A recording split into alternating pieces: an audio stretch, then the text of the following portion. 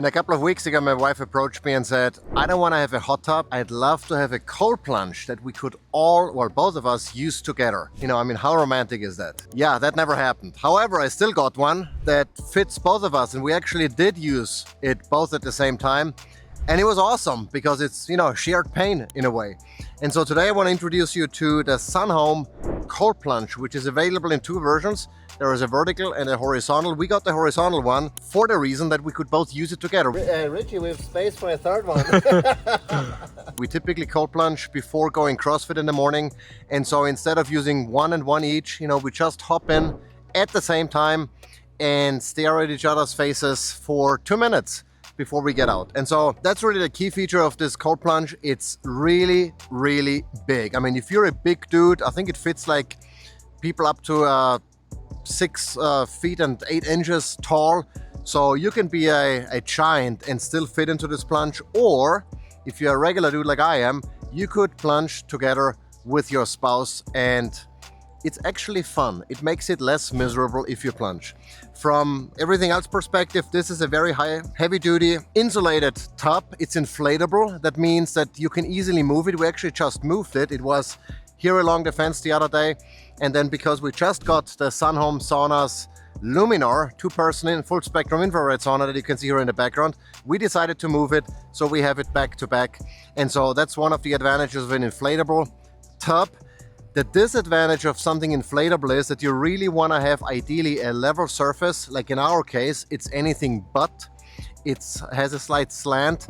And so what that means is that the edges of the tub likely are bent out a little bit, and that is the disadvantage, the only disadvantage really, besides being a cosmetic issue, that the lid when you put it on might not close completely. So ideally, if you have an inflatable plunge like this one, you want to have a level surface, ideally concrete or something, you know, where it's nice and, well, level, so everything looks good and you have the same water level inside the tub as well. Beyond that, comes with a fairly high performance chiller. It's a 1 horsepower chiller that can actually make ice. Now, it's not gonna be the same as the Sunhome Sauna's Cold Plunge Pro, which I have on the other side of the property here, which literally is like a freezer and makes a box of ice. This one can make a very thin film of ice. If you set it into ice making mode, so you can turn it down all the way to 33 degrees Fahrenheit, it will make ice depending on the ambient temperature. Now, right now here we are in Georgia, we're almost hitting June, and it's gonna be a challenge to make ice, but nonetheless, it'll cool the water down almost to the freezing point. We typically just have it run in regular mode, which means 35 degrees Fahrenheit, because that has the advantage that there is more water flow going on. And more water flow means it's a little bit more challenging to plunge when the water is moving. And also from a sanitation perspective, it filters more water. As it gets into ice making mode, it actually slows down the water flow because it's not gonna be able to freeze water that's moving, right?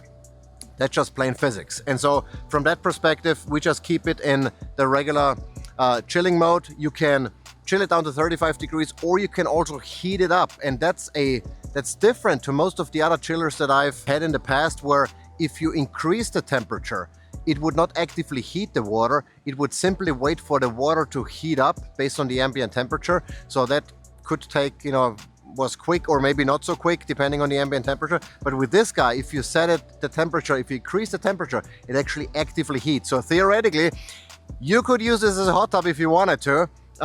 We don't, we use it as a cold plunge, but you could definitely do that. The other thing that's nice about this chiller is it's not super loud and it's connected to Wi-Fi, or you can connect it to Wi-Fi. And that means using the Sunhome app, you can, you know, schedule it, you can change the temperature, you can change how long the ozone sanitation is running. Speaking of ozone, it does come with a sediment filter as well as with ozone, and that's really, ozone is one of the most, if not the most practical way of sanitizing water, killing bacteria and other pathogens without resorting to chemicals, and I really like that as well. What else is to say about this tub other than it's fairly easy to move? If I don't want it, you know, let's say, you know, in the dead of winter, I don't want a cold plunge for whatever reason, I just drain it and I let it dry. I fold it up and putting in that carrying pouch it came with, and I can store it somewhere, or I can bring it, you know, if you're into camping and if you want to bring your cold plunge with you on a camping trip, you can fairly easily do that. Obviously, you still have to take the chiller. Speaking again of the chiller, there is a fairly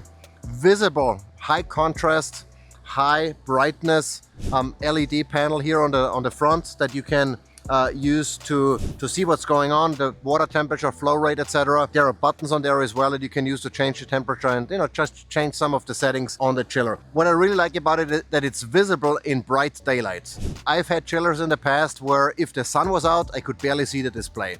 With this one, you just push a button, the display comes on, and you can clearly see what's going on and make changes if you want to. The filter cartridge is on the back, so it has a sediment filter as well as it has two sediment filters really, one pre-filter and then the main filter. And changing it is fairly easy. You just unscrew the filter housing, put a new filter in and pop it back in.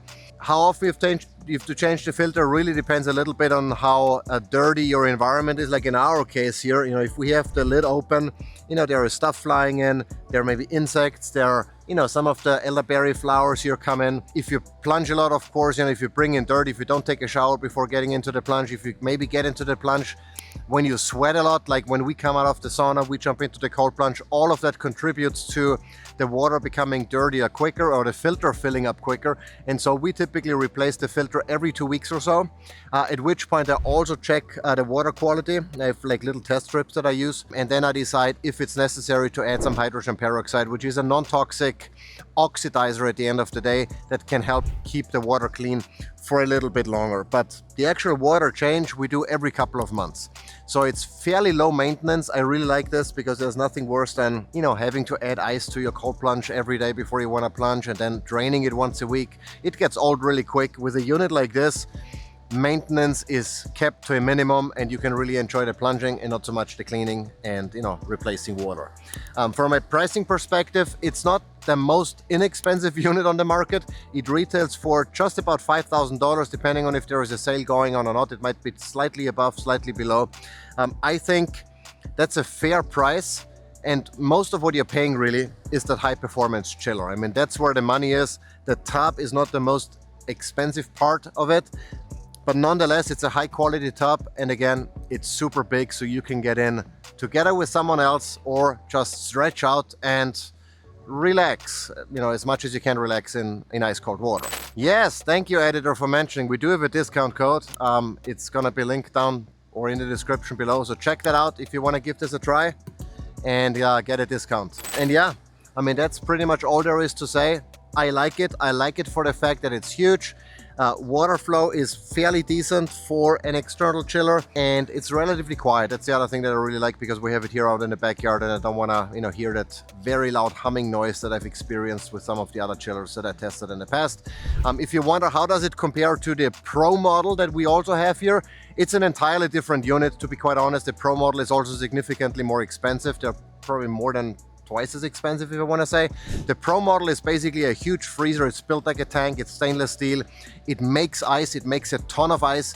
It has a very powerful filtration system that includes UV and ozone at the same time, including the obviously sediment filter. So it's a different beast. This is more like, I mean, it's still reasonably priced, but it's a lower budget kind of item. It doesn't make ice to the extent the other one, but I don't think you really need this. I think if you get to a point in the low 30s, be 35, 37, in that realm, it's cold enough.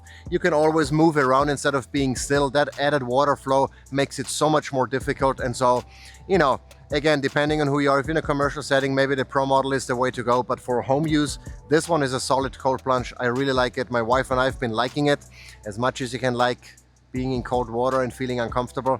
But yeah, that's pretty much it. If you like this video, give it a thumbs up. If you have any questions about it, let me know in the comments. Share it with someone who might be in the market for a new cold plunge, and I hope I'll see you next time.